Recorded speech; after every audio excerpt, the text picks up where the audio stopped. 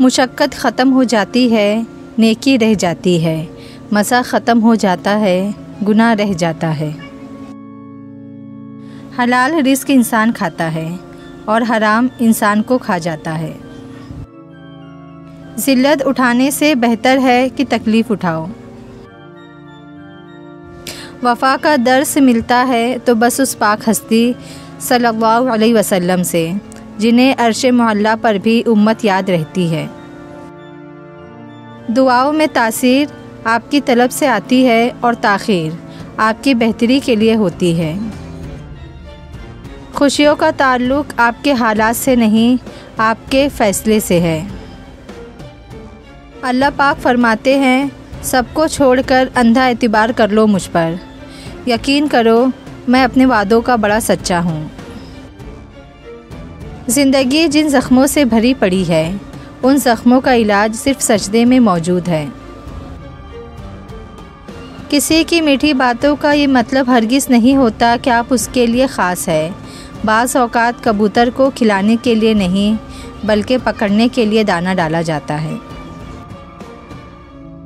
लोगों के बदले हुए मिजाज ही तो हमें इंसान बनाते हैं, वरना तो हम समझ ही नहीं पाए कि ज़िंदगी कितनी मुश्किल है।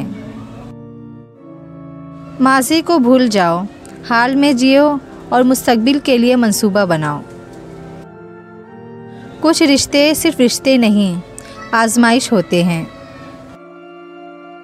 मिलना और बिछड़ना ज़िंदगी का हिस्सा है, लेकिन बिछड़ने के बाद मिलना ज़िंदगी की उम्मीद कहलाता है।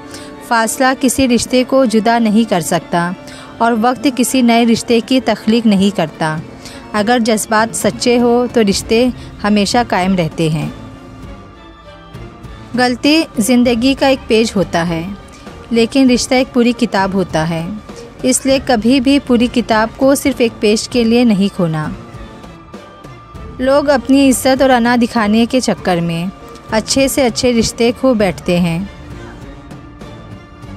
जहाँ हर बात दरगुजर करना किसी एक के हिस्से में आता रहे, वो रिश्ते कच्चे धागे की तरह किसी भी लम्हे टूट जाते हैं।